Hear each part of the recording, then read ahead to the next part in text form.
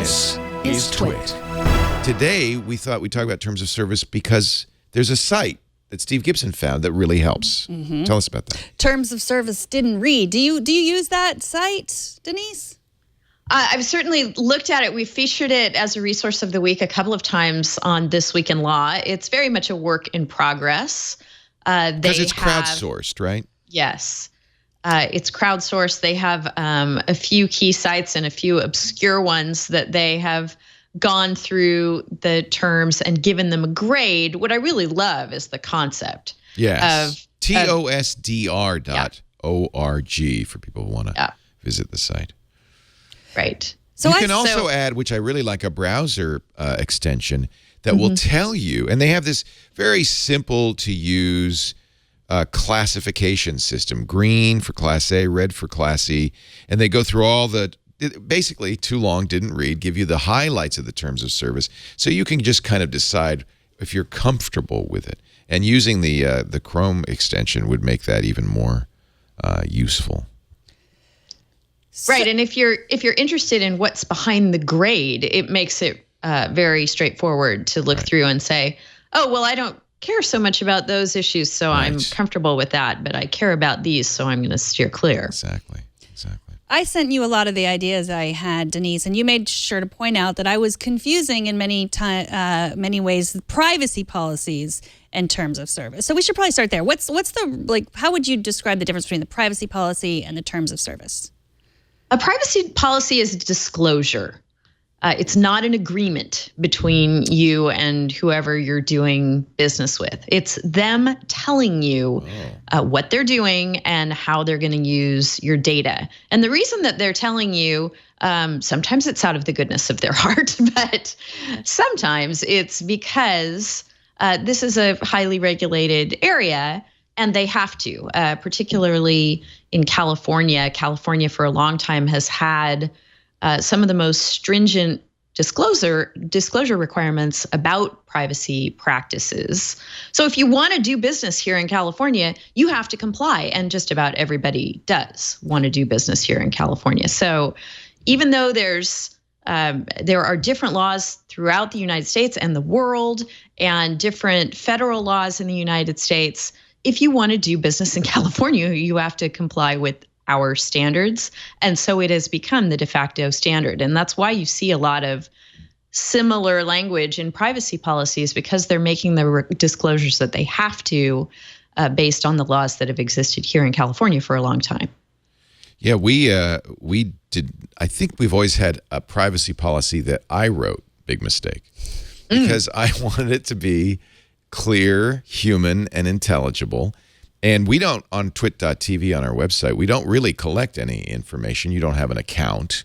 But we were contacted by a trade organization which threatened to turn us into the FTC if we didn't adhere to their standards. And that's also true with ad choices. So if you go to TWiT.tv and you go to the bottom of the page there, you'll see our privacy policy and ad choices. And it made me kind of sad because we had to use a lawyer. And we had to write too long, didn't read a privacy policy. We don't have a terms of service because there are no terms of service really. But we do. I'm glad. I think it's important to have a privacy policy. I'm just sad that I couldn't do a easy, straightforward English privacy policy. In fact, many of the things in here aren't even really appropriate to what we do. But yeah, and you can always review and decide whether it fits what we're doing at TWiT well or not, and make some alterations as long as you're, ticking all the boxes of the things you have to disclose. Right.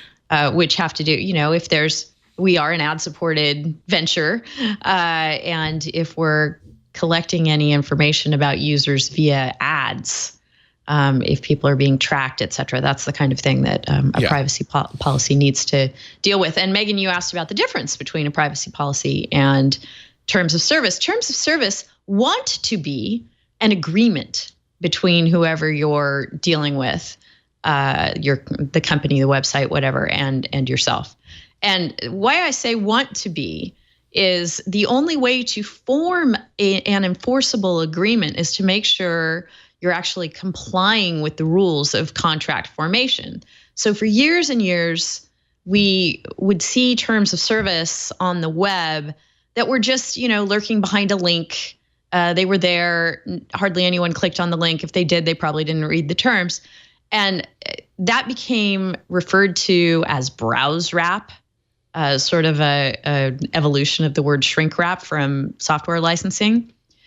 And what has evolved in the courts is that, and there's a lot of back and forth and disagreement and, different court decisions over time. But the upshot is that browse wrap is not a contract. In order to form an enforceable contract, that's why you always see pop-up boxes asking you to click or check or select something, do some kind of affirmative action on your part as the user that confirms that you are agreeing to the terms. Once you've done that, you have a contract. Oh. And those are enforceable as long as the terms within them are enforceable. And that can get complicated as well. Now you see why there's TOSDR.org. Right. But I have problems with TOSDR.org. And one of the reasons we wanted to talk to you is I think there is kind of standard boilerplate that's included in many of these terms of services. Things like these services may change at any time without notice that put up red flags on TOSDR. And many people say, oh my gosh, but that are really just almost, I don't want to say meaningless, but kind of required legalese that doesn't, well, you tell me, Denise, is that something I should worry about? You shouldn't, because the fact that you see phrases over and over again isn't reflecting that they are required legalese. It's reflecting that sometimes people cobble together their policies and terms of service without using lawyers, so they're copying and pasting. Sometimes lawyers do copy and paste from each other or from the old work that they did a long time ago before courts came around and made a decision that impacts what they did a long time ago. So you can still see this sort of legacy language out there, but the one you called out, we can change terms on you at any time. It goes right to what I was talking about how if you want these things to be an enforceable contract, you can't have a contract with terms that people haven't agreed to. So you have courts stepping in and saying, hey, wait a minute, you made a material change to your terms of service and now you're trying to enforce them. But that wasn't what the person clicked okay on when you made them do that. So that new term that you tried to add isn't effective. So that's why you start to see, like you'll see a little slice up at the top sometimes that says, our terms have changed. Be sure to read them. Sites are now responding to what courts have had to say about this. And when they make big changes, they are trying to give people notice because they understand now that if they don't give adequate notice, they might not be able to make those terms stick.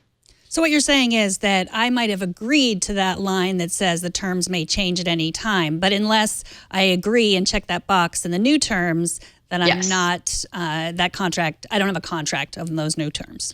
It's kind of moot because who reads them anyway?